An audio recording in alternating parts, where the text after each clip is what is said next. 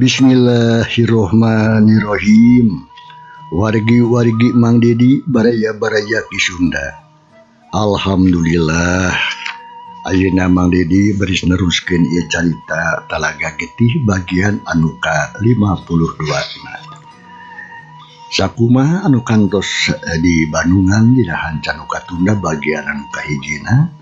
Pedaran Mang Dedi kasapi wanci dina mangsa medarkeun kaayaan alam ti peuting khususna kasigojin katu Cigodeg atuh harita aya di imahna Jang Ahmad sabab di udang-udang cenah nyatana ku curig nya utari teh cenah lo. Kumaha atuh para pamirsa lajenganna ieu carita nya langkung paos nama mangga urang sami-sami Bandungan ku sadayana.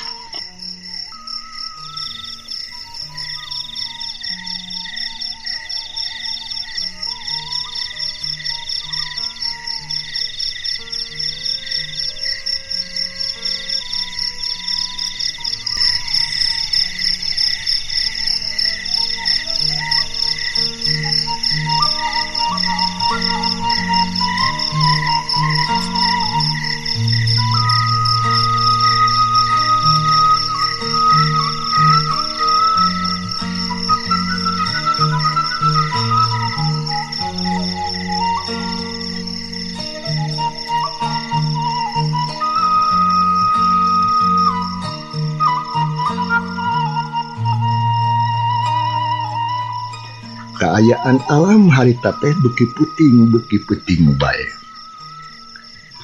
Jangkrik reang disarada patembalan jeung pada baturna.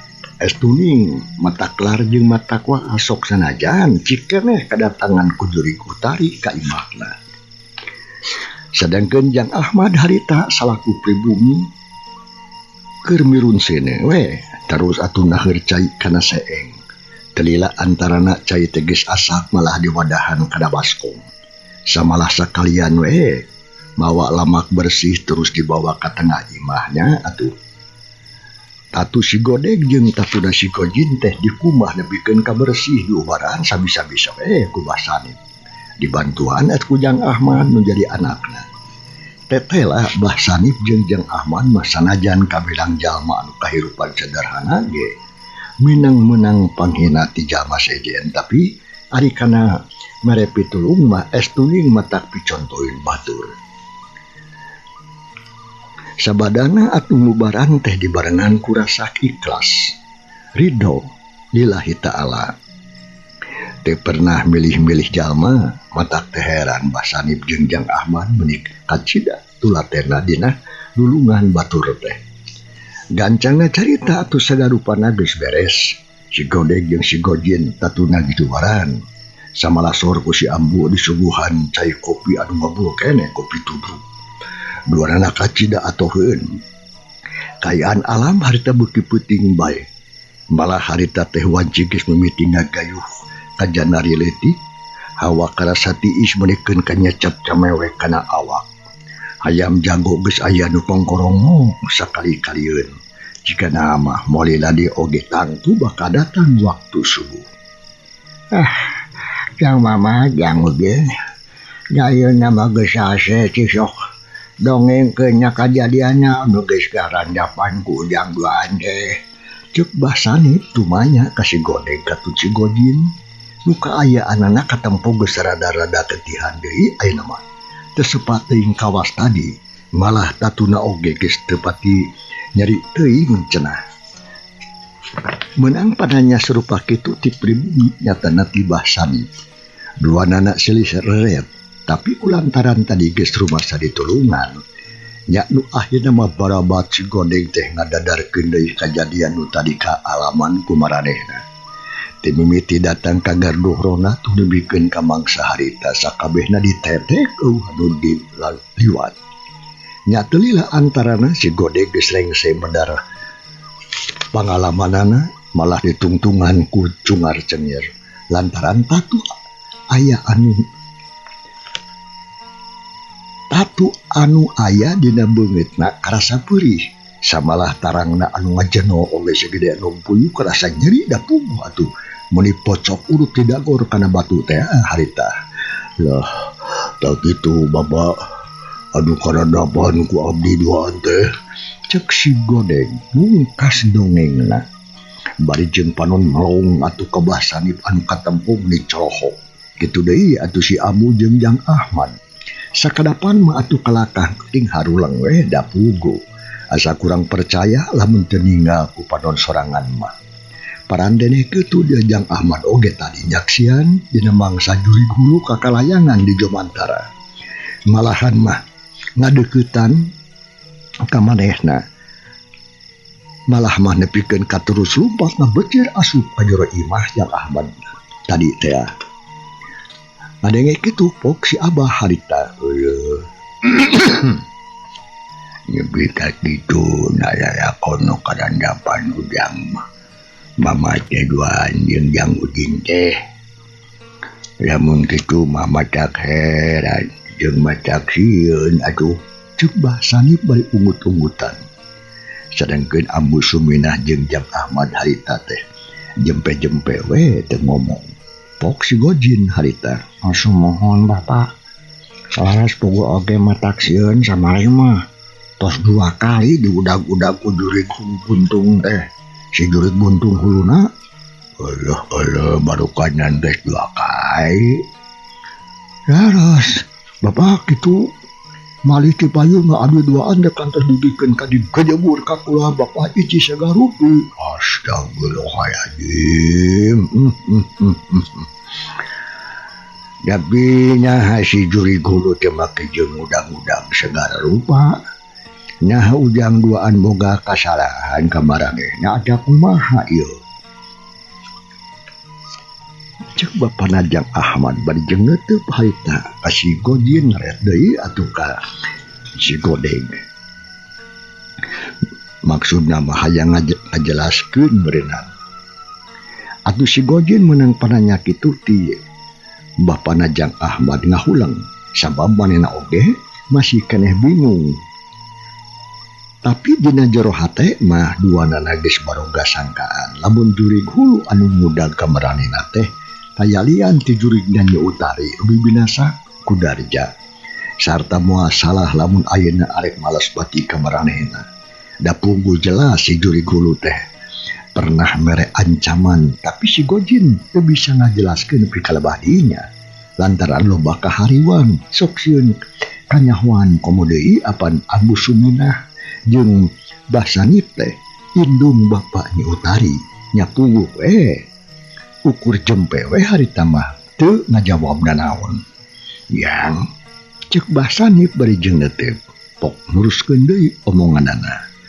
Kunaon kalah bating haruleng nurutkeun pamikiran Bapak mah anu cikeneh kaalaman nanyakeun perkara eta sebenarna. Nah, ujang teh boga kasalahan ka manehna. Da sapira ku ari eueuh tukang lantaran mah teu bet aya nu ngudag-ngudag ka ujang duaan. Bet asa mustahil kadengena oge. Cek Bapak Sanip induk Bapana Jang Ahmad bari jeung neuteub seukeut pisan kana duaan bangun adu hayang nyaho anu eueuh hate. Nya puguh tumrapna ka si Godeng jeung si Gojin jadi samarampa. Duka tu Bapa dah ari paraosan abdi masun teu pernah gaduh salah ka si jurig hulu teh margi da teu wawu sareng maranehna tapi matak heran teu pupugu Bapa ngadon ngudag-ngudag ka abdi duaan tah kitu. Cek si Gojin ngawalon sabisa-bisa nyebutkeun semu pikeun nutupan eueuh hate nu sabenerna. Sabab lamun segala wara dina ngajawab sok sieun matak nyurigakeun. Ngadenge kitu pok atuh Bapak Sanip. Matak aneh atuh rek kitu mayang. Cegugur teu angin make der. Juring ngudag-ngudag ka ujang. Kon bae atuh teh kudu jadi pikiran atuh. Bapak ya, anu penting mah Jang Mamat jeung Jang Udin ayeuna geus salamat. Sugan jeung sugan atuh moal aya deui kajadian sarupa kitu. Ya, mohon leres kitu pisan Bu. Anu penting masih juri hulu telah ulah teras ngudag-ngudag deui ka abdi duaan. Da ceuk karasaan mah abdi teh teu boga dosa, ceuk si Godeng. ngawalon karena omongan si Abu. Bari kiap atuh kena gelas cai kopi terus sergot diinum kerasa menini mah teu guguh minumna dina kayaan alam peuting nu keur bejeuna tiris. Syarato ya. Moga-moga bae atuh kitu Yang tadi hidup nampokana bungkul kanyanya nah jika kumaha tasi durig hulu ke Jang. Cek Basanip ngareret jeung tumanya ka anakna nyatana Jang Ahmad. Pok Jang Ahmad harita. Kantenan bah. Tadi abi teh ningal kana bungkeuleukana nya ari rupa-rupaanana maka cida mata pikasieun bah. Moal lepat rupina eta teh jurig hulu anu kaluar ti jero talaga. Matak tadi abi oge lumpat we bagi dia tewas ari kedah nempok itu matu bapak. Bari pos nama meningkan gelut ngelawan garong. Bari tibatan sareng panggih jeung si jurig hulu pokona mah kapok matak dindiapeun. Cek Jang Ahmad bari jarenge ngomongna ditungtungan ku siri sabab sanajan heueuh oge Jang Ahmad bisa ilmu pencasilat da ari kudu ngalawan jurig mah teu wani cenah. Ngadenge kitu pok bapana harita. Jai jurig mah lain lawan-lawannya nyatu. Tapi ari biasanya anu ngaran jurig mah cara aya anu nepikeun ka kieu. Paling oge ukur nyungsieuna nya bungkul. Malah acan pernah ngadenge aya jurig maehan jelema. Tapi nah anu ieu mah kawas anu hayang nyilakakeun we jurig ge ka manusia. Cek Bapak Sanip kacida ngarasa heran. Samalah dina hatena jadi timbul rupa-rupa pananya nu acan bisa kajawab pok si Ambu harita. Geus lah abah ya. Tong ayo wae ngomongkeun nu kararitu sieun kami mah ya. Kumaha lamun engke manehna datang deh ka dieu kawas tadi. Nya eta teh. Cek sakina harita beri jeung rada ngisan pok Jang Ahmad. Laras pisan Bu. Takedah nyarios deukeun anu kitu deui lah. Sieun abi mah oge mending ngobrol nu sanes-sanes we atuh ayeuna mah. Ya kesadulah. Tong ngomongkeun deui ari sieun mah. Tapi kumaha ari nasibna si Duloh jeung Kang Usman ye. Jang Ahmad ras inget ka si Duloh jeung Usman. Nu ceuk nurutkeun omongan si Godegman jeung si Gojin sarua kabagean ngaronda dina peuting eta. Allah kumaha nya nasib maranehna yeuh. Cek si Godeg manehna asa kaingetan. Sabab tadi teh pan indit ngaronda babarengan, tapi ayeuna jadi papisah. Pok si Gojin harita. Jika nama maranehna mah geus barali ka imahna.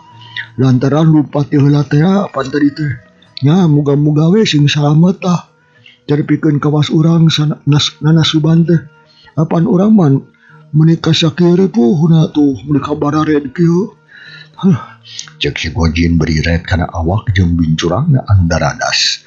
Gin, jika nama geus rek subuh teh ye kumaha lamun urang ngeureuyeuh baliknya. Ayeuna we lah kawas nama geus aman kaayaan teh. Cek si Godeg ngajak balik ka si Gojin. Da pungguh manehna geus ngarasa tunduk sabab sabat batit kitu awakna kerasa capek jeung pareurih jeung nyareri cenah. Ya, hayu rek balik-balik tapi naha moal ayana naon deui kitu di jalan. Cek si Gojin bangun anu ngarasa hariwang. Moal juga nama sabab waktu geus rek nincak subuh ieu. Ya, hayulah. Abah ambu kitu ya tuh Jang Ahmad nya duduan ye. Ada mereka pada permios we. Hatur kasagupi kasayanana. Saya kasarina abah sakulah wari. Paratos karesan nulungan kasimpuring duaan. Anu jukengi kasesahan. Cek si Godeg. Nya kitu deui atuh meh bareng ngomong jeung si Gojin. Amitan ka Mbah Sanip sakulah warga. Malah marahnena teh poho nganuhunkeun kana pitulungna. Jang. Udin jeung Jang Mamat baraliknya buru-buru teuing geus we atuh ngenong di dieu.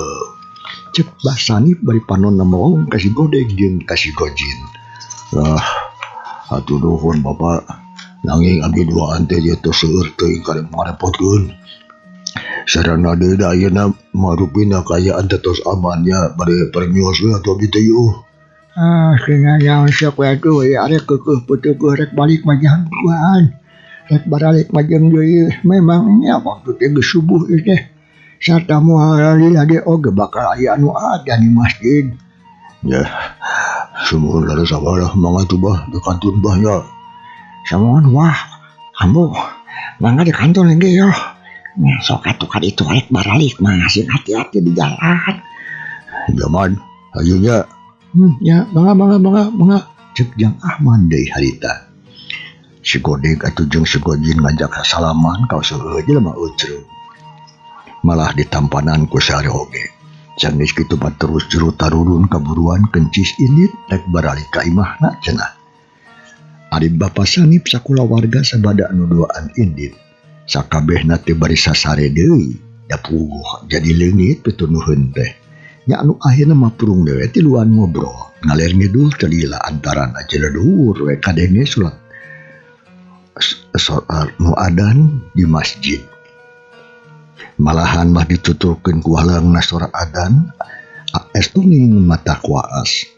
Jung atuh Jang Ahmad nangtung leos ka tukang kebat muru kapancuran maksudna mah rek wudu. Telila oge geus rengse terus asup deui ka imah kebat muru ka kamar. Malah ganti baju kudu bersih geus kitu amitan ka indung jeung bapana maksudna mah rek ka masjid. Nu satuluna juru turun ti imah lempang ngageudig dijajabkeun atuh ku hiliwirna angin leutik. Malah dibagiakeun ku reangna hayam jago kongkorong di belah wetan nandakeun mangsa alam peuting geus lekasan sarta bakal diganti ku datangna alam beurang.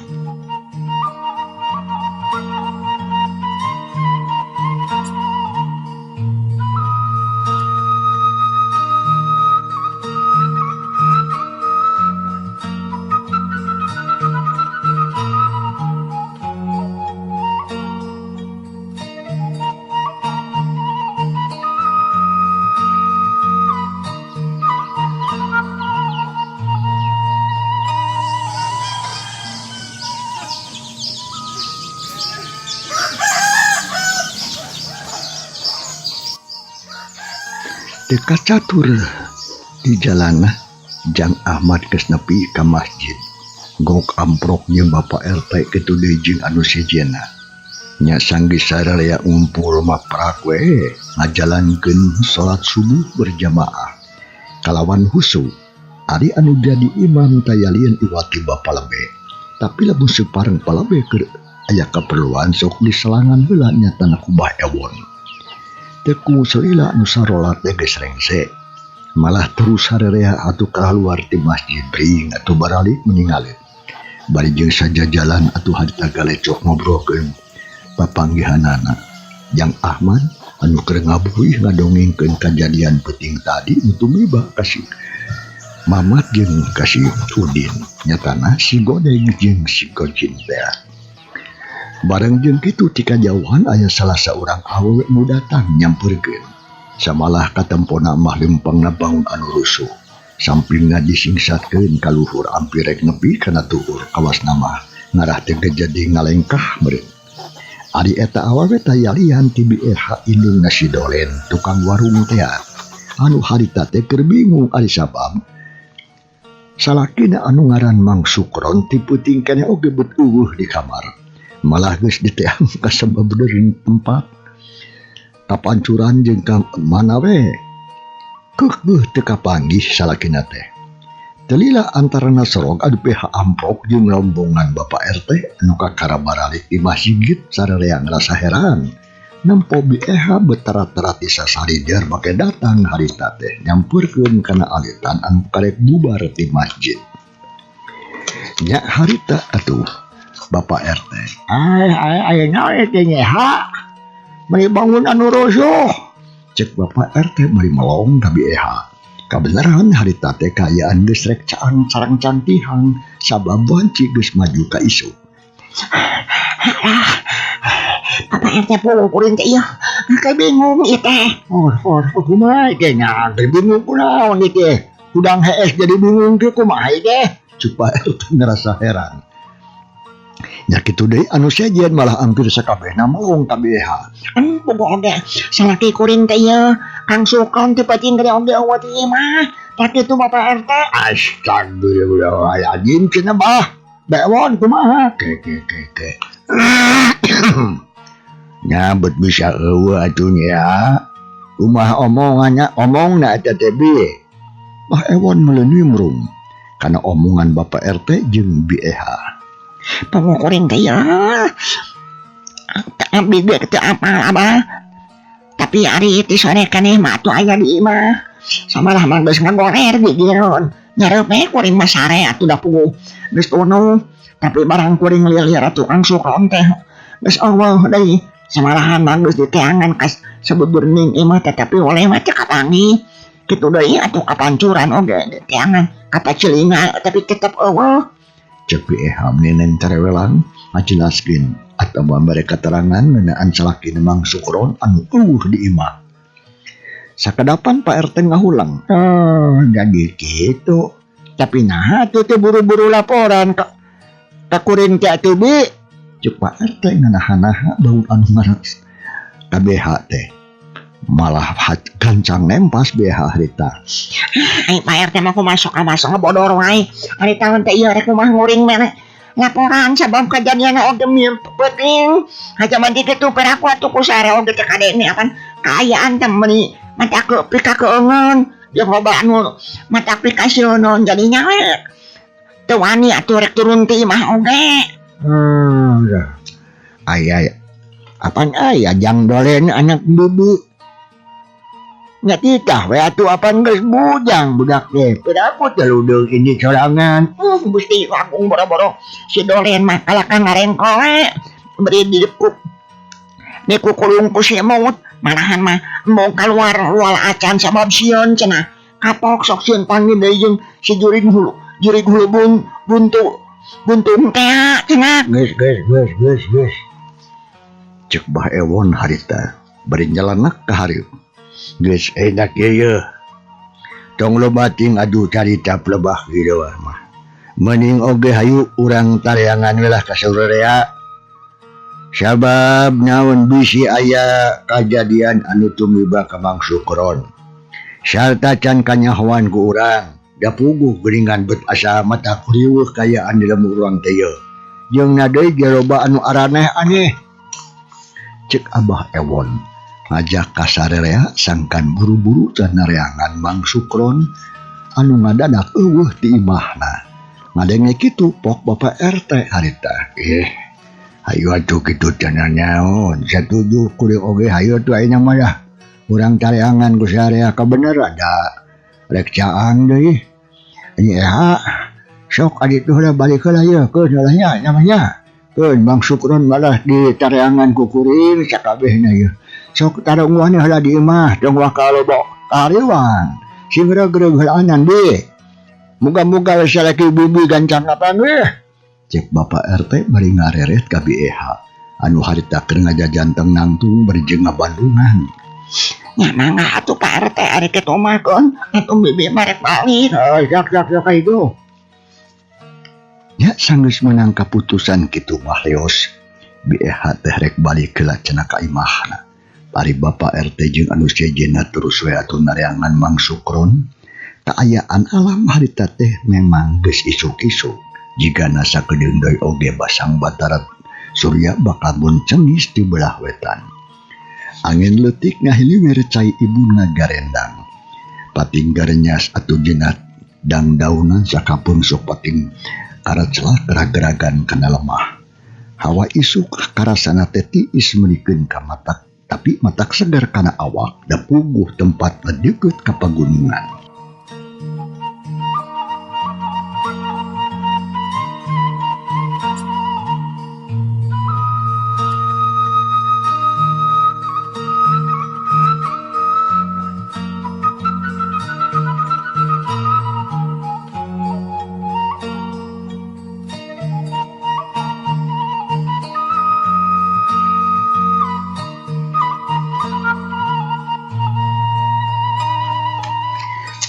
balikan deui ka Bapak RT. Harita Bapak RT jeung anu sejena keur ngayeuder we nu rilingan lembur. Bari jeung terus ngabejaan jalma anu sejena. Samalah rombongan teh dibagi ka 4 jurusan, kulon wetan kaler kidul, kulantaran kaayaan teh geus beuki caangnya. Teu mata karawese dina lumampah neangan Mang Sukron teh. Nu akhirna Bapak RT anjog ka pelebah pengkolan. Bre di dinya katempo aya jalma anu keur ngajoprak teu empes-empes. Nya terus atuh harita buru-buru disampeurkeun. Baranggok teh Pak RT luaseun kitu deui anu sejena. Sabab eta jalma teh tayalian ti Mang Sukron anu keur kapiuhan. Alhamdulillah kapanggih astagfirullahaladzim. Astagfirullah iki Mang Sukron ieu tah tuh.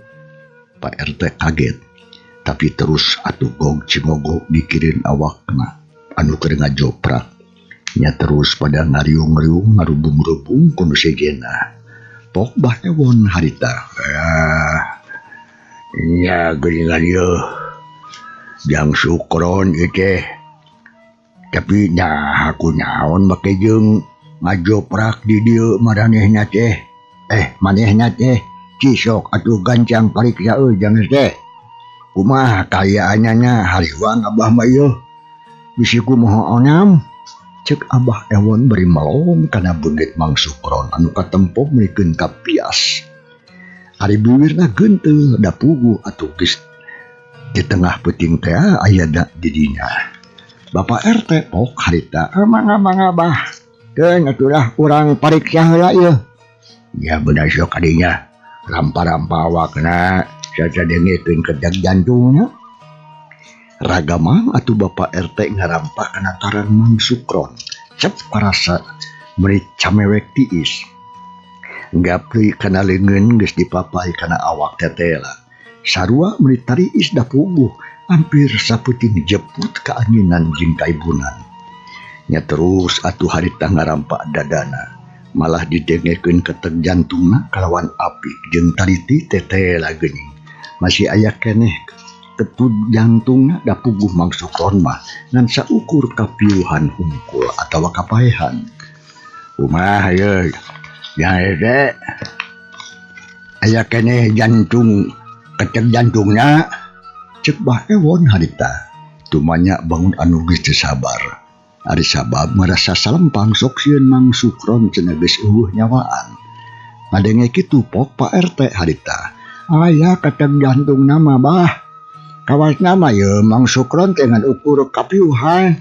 Tapi sakudur awakna mah camewek tiis geuningan ye. Alhamdulillah atuh itu mah. Yang Sukron teh hirup keneh mah ari awakna tiis mah nya tangtu bae atuh. Sabab meureun geus sapeuting jeprut. Sapeuting jeput aya di dieu nya sarta kaanginan jeung kaibunan. Sanes pisan kitu pisan abah. Cek Pak RT harita ngawalonan. Barang jeung kitu serog aya saurang tangtungan jajaka nyampeurkeun. Terus sasalenak atuh kaharipeun anu ngariung. Nu teh lian iwal ti si Dolen anakna Mang Sukron. Nya barang nempo kaayaan bapana anu keur ngajoprak itu masih Dolen ruaseun. Bapak. Cek si Dolen ngageruan ka bapana terus gok cimogo. Bari jenggap atuh ngarampa awak bapana. Cep ada satiis puguh si Dolen pias beungeutna. Sabab cek sangkaanna bapana teh maot sabab awakna camewek tiis. Pak RT. Pak RT. Kunaon bapak kuring teh Pak RT? Cek si Dolen harita beri jeung lewak lewe rek lewe. Panon melong ka Pak RT anu geus cingogo gigireun awak bapana. Ai Pak RT pok harita jang Dolen. Cek kudu rewajang sabab bapak hidup mah teu kunaon. Cek Pak RT ngawalon. Tapi si Dolen jiga anu teu percaya kana omongan Bapak RT kalakah luwalewe arek leweh. Kawas-kawas arek ceurik. Teu kunaon kumaha Pak RT. Dengan awak bapak uing teuing goler. Jadi aja mendan deui meuni tiis kawas mayit. Nya ay awak nama memang tiis jang. Tapi da bapak ujang mah hirup kene. Ay. Ngakoler sok ya kawasna makdur kapiuhan. Geus lah kudu hariwang. Cek Pak RT ngajelaskeun kaayaan Mang Sukron. Sangkan anakna nu katalas si Dolen ngarasa regreg. Oh, atuh Bah Ewon harita heueuh jang Dolen cong sakeurewas kitu. Dadekuna naon bapak maneh mah. Sabab tadi kaayaan bapak maneh teh geus dipariksa. Yu ayeuna malah mending oge urang bawa balik ka imah. Lantaran karunya ta kur diancep kitu wae mah. Semua laras pisan abah. Hayu atuh urang gotong ayeuna mah ya. Berdak euy. Ayo bantuan gotong Basukron yo. Ka imana bulu? Bapak LP mari parentahkan area didinya. Mantuan ngagotong Mang Sukron cenah ka imahna. Nya ngadengi kitu mah atuh teu talangke serog sabara urang ka hari. Gap kana awakna anu saterusna regayeng we digarotong rek dibawa balik cenah ka imahna. Teka catur lila di jalan urang kocapkeun geus nepi we. Di imahna harita teh geus aya sabaraha urang jelema anu keur ngarariung di warung ngadon ngobrol we. Ngomongkeun kaayaan tadi peuting anu matakeun. Nya atuh barang kadinya aya bapak RT anu ngagotong awak Mang Sukron. Atuh puguh we sadaya ge ngajenghok. Komo atuh BEH mah meunikeun ka ti babaranting muruka salakina da puguh ngarasa salempang. Maaf teh kunaon salaki kuring teh. Cang para pamirsa ieu carita urang Tunda. Insyaallah maneh di baris maju bagian anu ka 53. Hatur nuhun rujeng kantun. Wassalamualaikum warahmatullahi wabarakatuh.